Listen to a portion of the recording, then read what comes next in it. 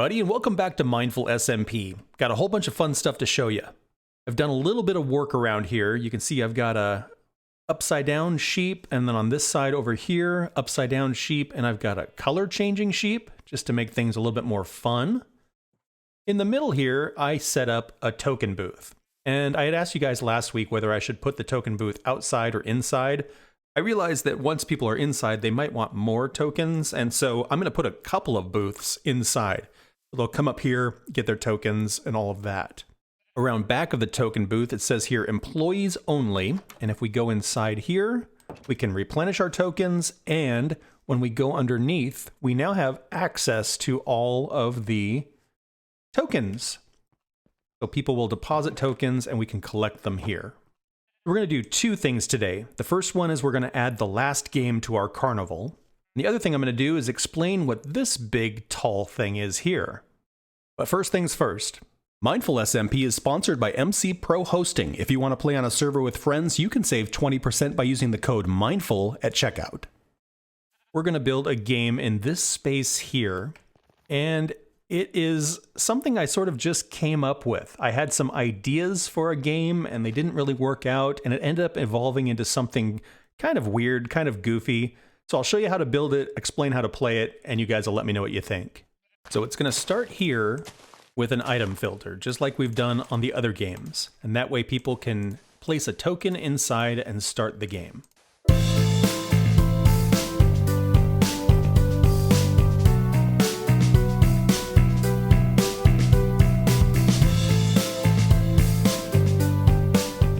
Okay, trying to figure out how I'm going to make all this stuff fit.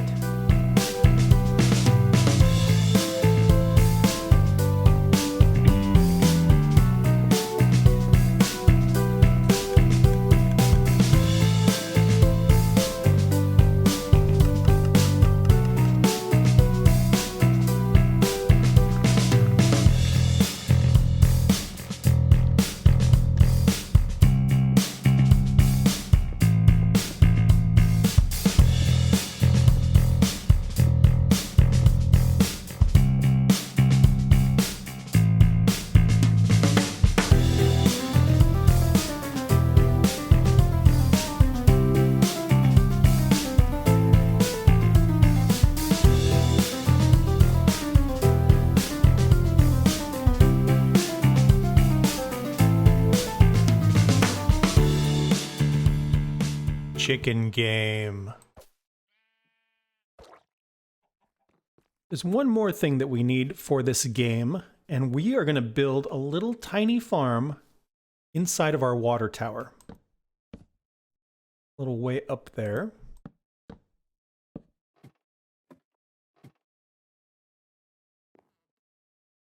There we go. So you might be wondering what kind of farm we could possibly build in such a tiny space. Hopefully what we're going to do is we're going to build a snow farm. And get him to climb up here. Go. Great. What we got here is a snow golem. He's on top of this block here, and you notice wherever he walks, he makes snow.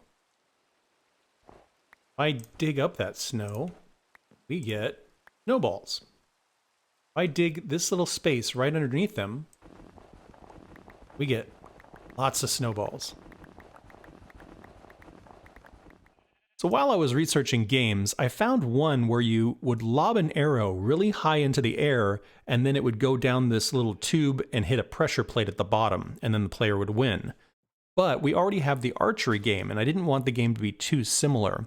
So then I had the idea of maybe we could lob snowballs, but pressure plates and snowballs don't work well together. Target blocks do, though. But the lobbing was, especially with the snowball, not very fun, because snowballs just fly. They don't like have the nuance like an arrow does, where you can fire it hard or slow or that sort of thing. So I was thinking we'll just throw snowballs at a target, but how can we make the target random? And my idea, of course, was let's use a chicken. The way this works is a player will come up and put a token in here, and underneath we have an item filter, just like we've been doing on some of the other games. So when a token comes through, this torch will turn off temporarily, the signal will get inverted by this torch, and it then goes into a pulse extender, which makes the pulse last a little bit longer. That pulse comes over here to this torch tower, and that torch tower activates a dropper. That dropper is right here in the ceiling. And the pulse is long enough that you get 6 snowballs dispensed.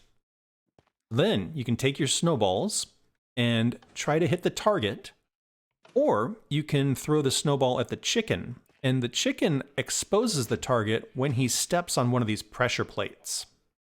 So that's the strategy. Do you waste your snowballs on him, or do you be patient and try and get the target with your snowballs? If you hit the target, right here is another dropper that will give you another token. So let's give this thing a shot. I'm going to put my token in here. We get some snowballs. Got 6 of them there. He's just sitting there right now, so I could throw that, and I hit it. I got a token. Again here. Waiting. Okay, I'm impatient. There we go. Nice. Oops. And I'm out. How did I do? I won 3 tokens that time, so that's pretty good. So it's a different kind of strategy than the archery game or the spelunker game, and I think it's kind of a silly concept, just throwing snowballs at chickens to get them to activate a target so you can win. And with the addition of chicken game, that is all of the games. So we have another ride that's going to go in right next door to chicken game, and then this thing. So this thing is actually a ride. Customers will come along, they'll throw a token in here, and we have the same contraption set up here that we set up over at the parkour course. There is a fence gate that prevents entry, and when they put a token in here, that unlocks it so they can go in. And basically the point of this is you can get 2 achievements. Let me show you what it looks like here. So if we throw our token in here, it unlocks, we can walk in. This pressure plate will lock it behind us, and then we enter this water stream. And this is a really long water stream.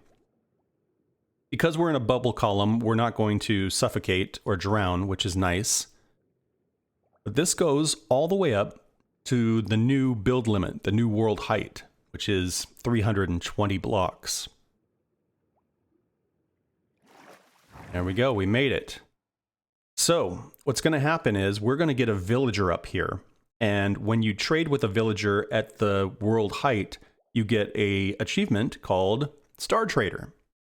I had imagined that we would have like a nice little area to put the villager, and we could have a chest with stuff in it for people to use to trade with the villager and all that. But it turns out you can't build any higher than the build limit. I mean, that's sort of obvious, but like you can't even put a torch down. So what I'm going to do is similar to what we did with the chicken down there. I'm going to put a honey block down 1, and that way we'll be able to access the villager, but the villager won't be able to run off the edge or get in trouble or anything. And then over here, it says fall straight down the hole in front of you. When we fall from here, we are falling from the build limit all the way down to bedrock. And it is a long way down. That will give players the Caves and Cliff achievement. Another water stream right here.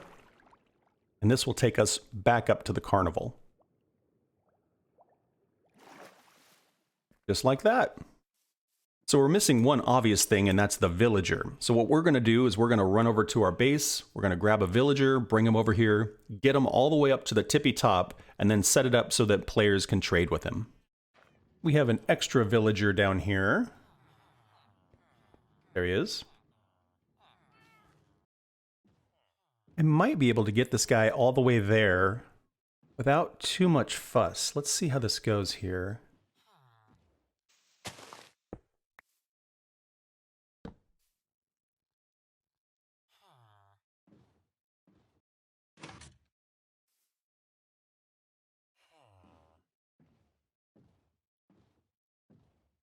I think this waterway goes all the way over to the carnival. See if I'm right. Oops, sorry, random.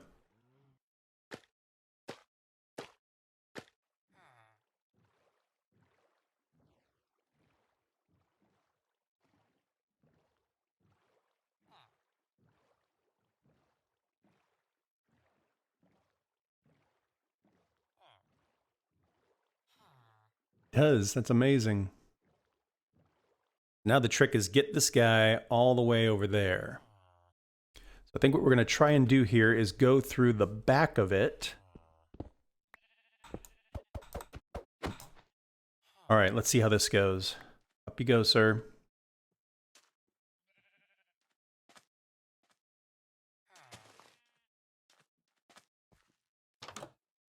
Away he goes.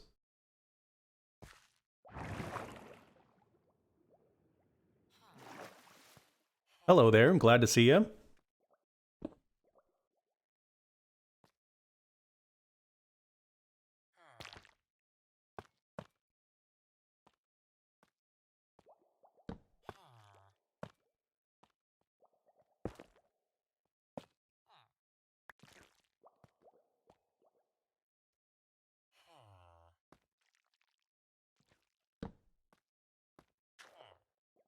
Okay, I think he's happy. He is on a honey block, so I don't think he can go anywhere.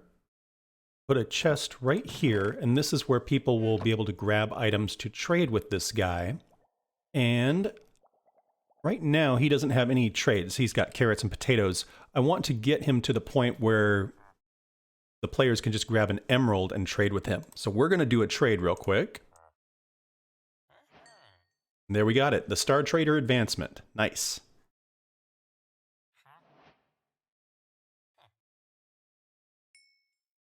Okay, so now he should unlock some new trades. So yeah, if we give him an emerald, he'll give us some apples. That's perfect. So in the chest, we're just going to put some emeralds. We're going to put a sign over here. Take an emerald from chest, trade with villager. Go, that should be pretty obvious.